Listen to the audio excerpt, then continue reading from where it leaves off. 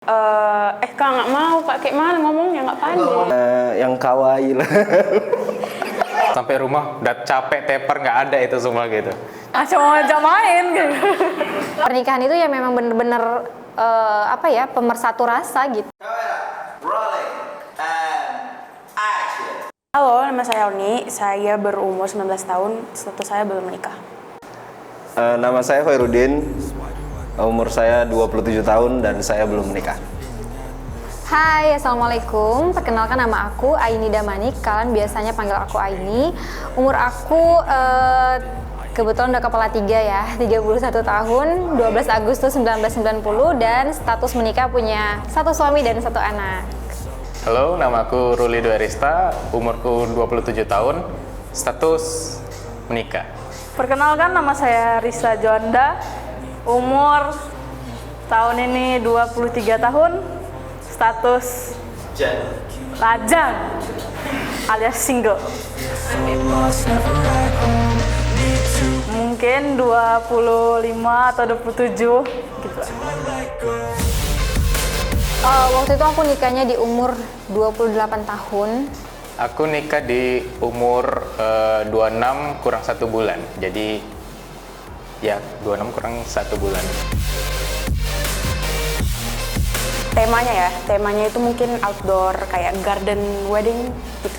Aku nggak mulu-mulu, sebenarnya aku juga nggak pengen ada kayak pesta atau resepsi yang mewah-mewah. Aku pengennya ijab kabul udah selesai gitu aja sih. Aku lebih ke berat kayak honeymoon, pergi kemana berdua. Lebih kayak gitu sih. Mungkin yang simple-simple aja gitu ya kan Kak. Nanti disisihkan untuk honeymoon ya lah mungkin ya kan, jalan-jalan. Kalau ditanya rasanya menikah itu gimana, yang pastinya penuh warna ya. Jadi kayak ada manis asemnya, ada pahit gimananya gitu. Pokoknya pernikahan itu ya memang bener-bener pemersatu rasa gitu. Kayak ada manis asemnya, ada gemes-gemesnya gitu lah. Pokoknya tergantung kita sih gimana cara menyikapi dan menerimanya gitu. Rasanya nikah tuh enak ya, karena kemana-mana itu berdua ngelakuin apapun itu, kerjaan ataupun apa, ada yang temeni gitu, kemana-mana ada yang temeni. Ekspektasinya itu dulu sempat berpikir, kan itu setiap pulang kerja tuh nganter pulang. Nah, jadi dulu sempat berpikir, wah kayaknya nanti kalau nikah enak nih pulangnya ke rumah sendiri gitu. Nanti sampai rumah masak, belanja segala macam, masak sama-sama. Nyatanya ekspektasinya sampai rumah udah capek teper nggak ada itu semua gitu. Jadi ya itulah ekspektasinya. Untungnya aku tuh nggak tipe yang suka nonton drakor atau drama-drama percintaan ala-ala India atau apa yang sweet banget gitu kan. Aku emang nggak suka nonton. Jadi ya ekspektasi aku menikah itu adalah setelah menikah itu ya indah gitu ya. Maksudnya indah itu ya standar di aku ya, tapi indah di kalian pencinta drakor nggak tahu ya. Mungkin kalian pengen tuh setiap pagi ada ucapan love you, good morning atau apa, terus ada kayak ada disajiin bunga atau apa. Nah aku kan nggak sampai ke situ. Cuman ya setelah menikah itu ternyata nggak seindah yang kita bayangin pastinya. Maksudnya bukan nggak indah ya, pernikahan itu indah, tapi pasti ada yang namanya cocok nggak cocok. Namanya juga kita menyatuin 2 karakter yang berbeda, tinggal di satu rumah, di satu ruangan atau kamar tiap hari bareng gitu kan. Pasti nggak pernah ada yang cocok gitu. Pasti ada aja kayak, misalnya nih contoh kecilnya nih ya, dia punya kebiasaan buruk nih. Dia habis mandi letakin handuk di tempat tidur. Nah kita kan kayak nggak biasa gitu ngeliat kayak gitu tuh. Jadi bener-bener masa pernikahan itu adalah masa yang terus belajar memahami pasangan gitu. Nggak ada yang sempurna. Jadi kalau kalian suka nonton drakor agak dikurang-kurangin lah, karena nggak seindah itu sumpah. Sure maksudnya kayak gitu lah. Yang paling dikhawatirin sebenarnya financial sih. Kenapa? Karena kan Oni masih 19 tahun, belum terlalu kenal dunia pekerjaan gitu kan. Jadi kayak untuk nge-maintain income atau itu belum paham. Nggak terbayang sih pengennya kayak mana. Paling lebih ke seru-seruannya aja kali, berdua tak kemana gitu aja sih. Tapi kalau pengen anak berapa? Enggak. Kalau dapatnya aja berapa? Rasa was-was itu pasti ada kan Kak sebetulnya. Kayak konflik itu pasti ada, cuman ya gitulah. Ya semua orang pasti ekspektasinya bagus-bagus lah ya, yang pengennya yang baik-baik. Ya mudah-mudahan nanti pun akan berjalan baik sih. Kita doanya yang baik-baik aja. Mungkin kedepannya akan langgeng sampai hari tuanya. Itu ekspektasinya gitu sih Kak. Enggak. Memang belum siap aja. Kalau dijodohin nggak tahu sih, karena kan harus mengenal lebih dulu sebelum itu. Tapi kalau misalnya ada jodoh yang dapat sendiri, We'll see. Kayaknya belum sih ya.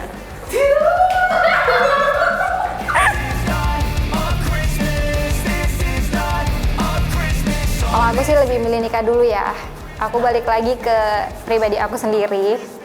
Jadi dulu aku ada beberapa kenal laki-laki ya. Maksudnya sebelum ketemu sama pasangan aku sekarang, kita deket juga nggak ada kepastian. Dan mereka selalu bilang mapan dulu gitu. Kita nggak tahu ya mapannya seseorang itu ukurannya gimana. Pasti beda-beda ya. Aku milih nikah dulu. Karena kalau mapan dulu itu kita nggak tahu mapannya itu kapan, dan tingkat kemapanan kita itu kan berbeda-beda. Bisa jadi si A itu tingkat mapannya ya dengan kerja yang berkecukupan aja itu bisa jadi itu mungkin udah cukup mapan bagi dia. Nah bisa jadi yang kalau yang si B tingkat kemapanannya itu bisa jadi udah punya mobil, udah punya segala macam, rumah segala macam. Nah itu bisa berbeda-beda. Jadi relatif sih sebenarnya. Jadi menurut aku pasti nikah dulu. Contoh kecilnya gini, menurut aku uang 100.000 itu misalkan besar, tapi menurut dia itu kecil gitu. Artinya aku udah ngerasa mapan nih dengan uang 100.000, nah sementara dia enggak. Kayak apa yang mau dikasih sama orang kalau nggak mapan? Mapan. Kalau mau menjalin, mau ngebuat, membangun rumah tangga gitu ya, itu kan memerlukan biaya. Jadi ya harus mapan dulu, karena kalau nggak gimana? Kalau ada yang mapan kenapa enggak? Tapi kalau itu menunggu hal terlalu panjang ya udah nikah dulu. Apa yang mau dikasih kalau nggak mapan? Ini aja kurang, woy. Ini aja kurang.